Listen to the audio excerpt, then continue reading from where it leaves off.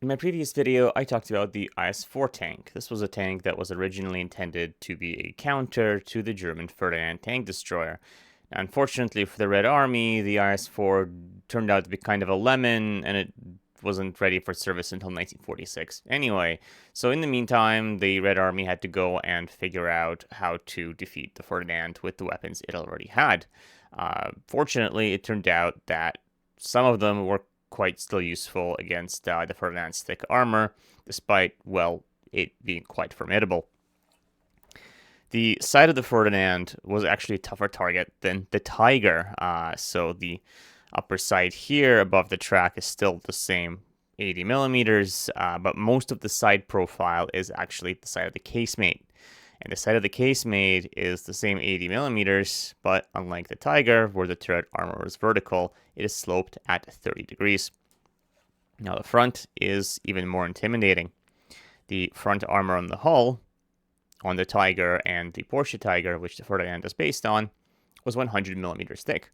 But on the Ferdinand, it received an additional bolted-on plate for a total thickness of 200 millimeters.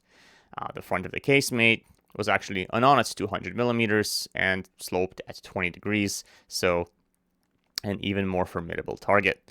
On most German tanks, the lower front plate presented a little bit of a weaker target, but not so on the Ferdinand. As you can see, it's fairly well sloped, and the top part here also received an additional 100 millimeter thick plate of armor, so the front of the hull and the front of the casemate were very, very powerful targets. This, of course, can be expected of a tank destroyer. Ferdinand tank destroyers were first used at the Battle of Kursk, which began on July 5th, 1943. Now, study of these tanks actually started even before the battle was over, pretty much as soon as the Red Army figured out that the Germans were using a new kind of vehicle. And so on July 20th, there was a fairly rudimentary, but already a guide out to describe to Soviet soldiers how you should fight the Ferdinand. Since most Ferdinands at Kursk were destroyed either by infantry weapons or by mines, there wasn't really a lot of data about how to fight the Ferdinand with artillery. But nevertheless, there was a at least very general description on paper. When choosing a means of combating the Ferdinand, consider its weakness, specifically slow movement speed, difficulty in firing on the move, inability to fire indirectly, limited visibility, especially to the sides, unprotected and vulnerable suspension. The most effective methods are as follows. Concentrate fire of armor-piercing incendiary shells on the gun mount and the fuel tanks that are located in the center of the hull along the sides. Concentrate artillery fire of all calibers on the suspension, tracks, drive sprockets, idlers, road wheels, observation devices, and floor. Throw anti-tank grenades and erect mobile minefields to strike at the suspension and the rear turret hatch. Throw bottles with incendiary fluid at the engine deck placed in front of the turret, into the open hatch, into the gun mount, and onto the turret roof. All of these methods have been proven in combat and are effective. So, investigations, of course, continued, and over the course of the next few months, a lot more concrete descriptions of how to destroy a Ferdinand were made. And in September, a new and updated Anti-Ferdinand guide was released. Soviet anti-tank PTRD and PTRS rifles, which had proven useful against every German vehicle to date, were not particularly effective against the Ferdinand. Firing at the side, even at a range as close as 80 or 100 meters, just made a 50mm deep dent in the side armor, so you couldn't really even come close to penetrating it. These weapons were considered effective at knocking out the observation devices and blinding the Ferdinand, or if you hit a track pin, you could actually sever the track, but that was a difficult shot to make. The Soviet 45mm tank and anti-tank guns also turned out to be effective, but only at a close range. The side armor could be penetrated from 150 meters using subcaliber ammunition, and penetrations were even achieved with regular full caliber shots. Likewise, the 76mm field gun turned out to be effective against the side armor at ranges of up to 400 meters. Neither the 45 nor the 76mm guns could penetrate the front armor of the Ferdinand. Unlike a PCR, heat ammunition could only make a shallow dent in the side armor of the Ferdinand and was not considered effective. 122mm high explosive ammunition fired from the model 1937 A19 core gun turned out to be quite effective. At ranges between 400 and 800 meters, it smashed the welding seams and the bolts holding the Ferdinand's armor together, and with enough hits could disable the tank. It appears that the damage came largely from the muzzle velocity rather than the explosive force of the impact, since HE from a 122mm howitzer fired at a range of 400 meters was largely ineffective. The most effective weapon used in these tests was the 85mm Model 1939 anti-aircraft gun. This weapon could penetrate the side armor from a range of 1200 meters, leaving a 200mm wide hole. Not only that, but the shell still had enough energy to make a 57mm deep dent in the opposite side of the armor. The 85mm gun still couldn't penetrate the front of the Ferdinand, but it made a significant dent, and the impact also cracked welding seams and burst the bolts. So this was a potentially useful weapon against the new German tank destroyer. Weapons such as mines and Molotov cocktails were also found to be effective, and as I said before, this is mostly the weapons that were used to destroy Ferdinand tank destroyers at the Battle of Kursk. Of course, these were only the results of battlefield observations and field trials. A Ferdinand still had to be shot up in controlled conditions to establish a proper report, and a vehicle for this test was chosen only in September of 1943 and shipped to Kubinka, but due to various delays and low priority of this project, the actual trials only took place in December of 1943. These trials gave pretty much the same results as observed on the battlefield.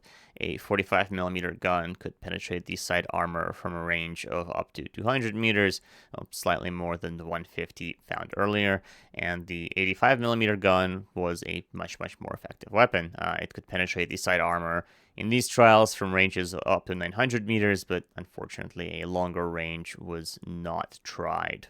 Of course, there were also interesting new weapons used against the Ferdinand. The new RPG-43 anti-tank grenade could penetrate the side armor in 2 cases out of the 3 tested, so also quite an effective infantry weapon. The British 57mm 6-pounder gun shot twice and scored 2 penetrations, one at a range of 300 meters and one at a range of 500 meters. A Sherman tank was also used in its trials, but the 75mm gun was not particularly effective against this armor.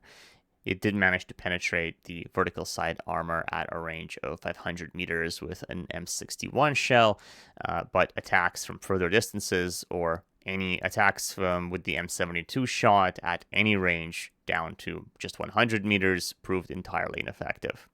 It was the high-caliber guns that stole the show against the Ferdinand.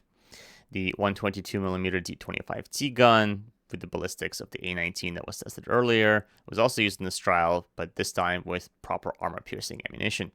A shot in the front hull at a range of 1400 meters hit the the very top of the applique armor and ricocheted, so that was not a penetration. But a hit to the sloped upper front did penetrate. The shell was stuck in the armor, but it did get all the way through, and if it was fused rather than inert, the resulting fragments would have killed the crew and destroyed the components inside. The 152mm ML20 gun howitzer, the kind used on the Su-152 and ISU-152, also proved to be quite effective. From 1,200 meters, a shot to the upper front plate actually shattered the applique armor and left a huge gaping hole in the front of the Ferdinand. Shots to other parts of the vehicle with high explosive ammunition also made gaping holes in the armor, cracking both the armor itself and the welding seams holding it in place. A manual was then created using this data to show the Red Army how to fight the Ferdinand tank destroyer. Interestingly enough, the numbers given in this manual don't exactly line up with the tests. Some are rounded to be higher, some are rounded to be lower. Not sure why that is, but that's just what they put in the manual. The manual instructs Soviet tankers to fire at the side of the Ferdinand with an 85mm gun from a range of 1,000 meters and a 76mm gun from a range of 300 to 500 meters. The improved 45mm gun with a longer barrel could penetrate the side of the Ferdinand using APCR ammunition from a range of up to 500 meters. Subcaliber shot fired by the 57mm ZIS-2 anti-tank gun could be used when firing at the vertical parts of the Ferdinand's side armor at any range, or when firing at the sloped sides, also like the 85mm gun from a range of up to 1,000 meters. Special attention was drawn to the fact that fuel tanks and ammunition were stored along the side of the vehicle, and so penetration there would likely result in the total destruction of the Ferdinand. Instructions on shooting at the rear of the Ferdinand were actually largely the same as shooting in the back. The upper side was vulnerable to 85 and 57mm guns from a range of 1,000 meters, and a special notice was made about this hatch here.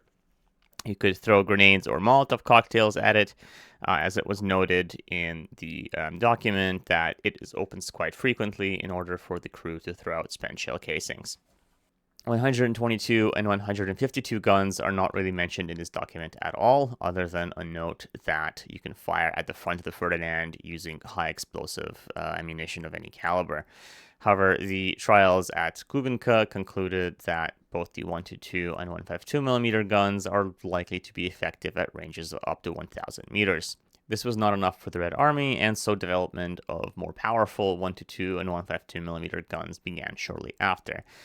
Of course, this work and the work on the manual was generally futile. There were only 91 Ferdinands ever built, and almost half of them were lost at the Battle of Kursk, where they first were found.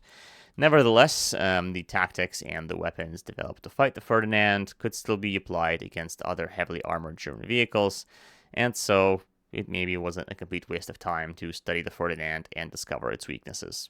Now, since Ferdinand tank destroyers, or rather elephant tank destroyers, were also used in Italy against the Americans and the British, I thought it might be interesting to compare and contrast Soviet tactics versus British tactics. Unfortunately, from what I could find, the British and Americans remained unfazed, while the discovery of the Ferdinand kicked off a whole generation of Soviet tank destroyers and heavy tanks. It was more of a side note for the Western Allies. There weren't any dedicated weapons that I'm aware of at all developed to fight the Ferdinand, and if you look at the information shared in Western Allied publications, it's generally a rehash of what the Soviets discovered and shared, to the point where actually the same graphics were being reused in Western reports well after they were published in Soviet ones.